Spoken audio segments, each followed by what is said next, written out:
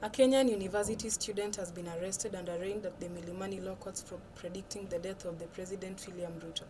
Director of Public Prosecution in a statement has indicated that the university student, David Aoga Mukaya, shared false information by posting an image of funeral procession and a caption suggesting that the funeral showed President William Ruto being transported. A university student was charged at the Milimani Law Courts with publishing false information by posting an image of funeral procession featuring a casket covered with the Kenyan flag, escorted by military officers in ceremonial uniform. The court heard that David Oaga Mukaya shared the said image in his X account, Landlord, with the caption suggesting it showed President William Ruto's body being transported. It is alleged that the accused person fabricated the date to make the post appear authentic.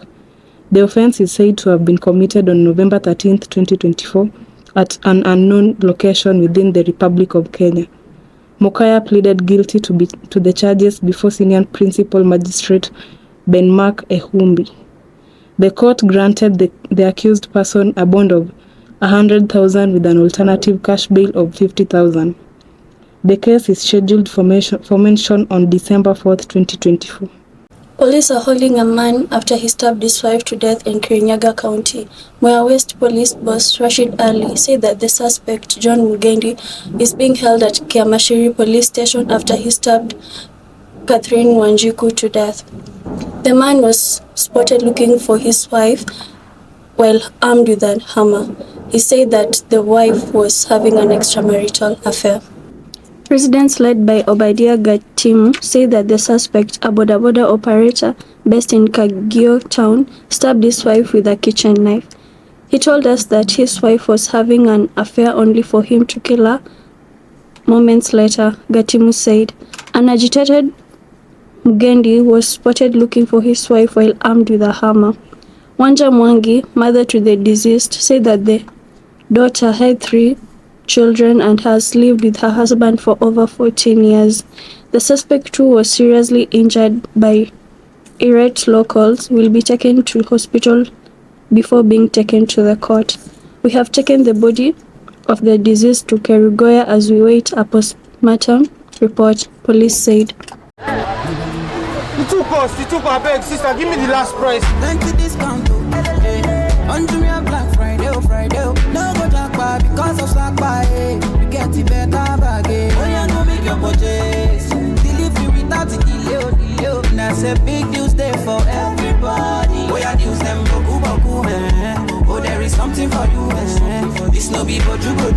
Big news day for everybody. Oh yeah, news them boku one day. What's wala, but I get it Jumia. Good quality day for Jumia. Sakpa no dey finish o, but with Jumia, your enjoyment sef no go finish. Recent reports reveal a disturbing pattern of violence against women. Activists are now calling for urgent reforms, better enforcement of laws, and increased public awareness to address this crisis. As the nation grapples with these tragedies, the question remains, what more can we do to protect our women and girls from this rising tide of violence? Kenya is facing a troubling and escalating crisis, the rise of femicide. Across the country, stories of women losing their lives at the hands of intimate partners, acquaintances, and even strangers have become all too often. Experts attribute this surge to deep-rooted gender inequality, unchecked domestic violence, and a culture that often normalizes heinous acts. Activists and human rights organizations are sounding the alarm, demanding urgent action. As the call for change grows louder, many wonder if the pace of reform can match the urgency of this crisis.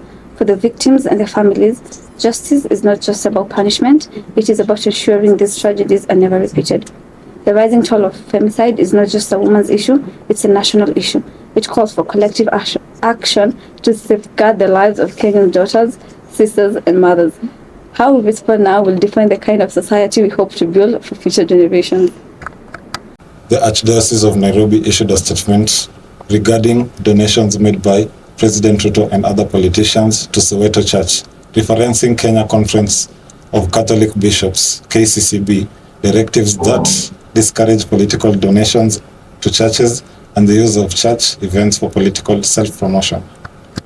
In a statement delivered on November 14, 2024, and read in all churches within the Archdiocese on Sunday, November 17, 2024, emphasized the importance of preserving the church's independence and sanctity, as well as the ethical concerns surrounding political contributions. Archbishop Philip Anyolo spoke on behalf of the Archdiocese and emphasized the church's strong opposition to using its platforms for political gain. He urged politicians not to use the pulpit for rhetoric, claiming that such actions jeopardize the sanctity of religious spaces. The church emphasized its role as a neutral institution, free of external influence, as well as its obligation to reject any contributions that jeopardize its integrity or perpetuate unethical behavior. You've got to be fly in this city. Some walk, some ride, some drive. I know a few who fly on wheels. Come meet me. See model. I just style up for life. When adventure calls, I pick up. The road knows my game. The wind knows my name.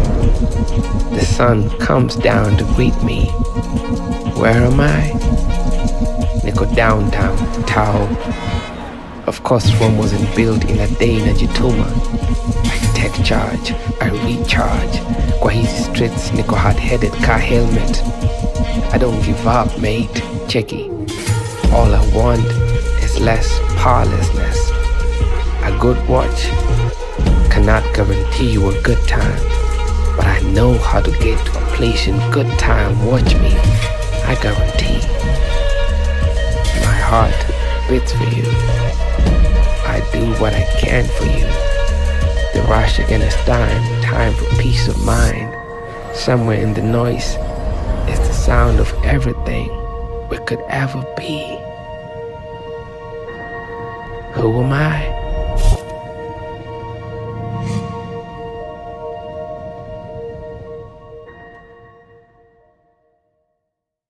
Public university lecturers in Kenya are on strike, rising end of semester exams as they demand salary increase of 7% to 10%. Despite a court ruling declaring the strike unlawful, the Universities and Academic Staff Union insist on continuing the action due to unresolved disputes over pay agreements made in September 2024.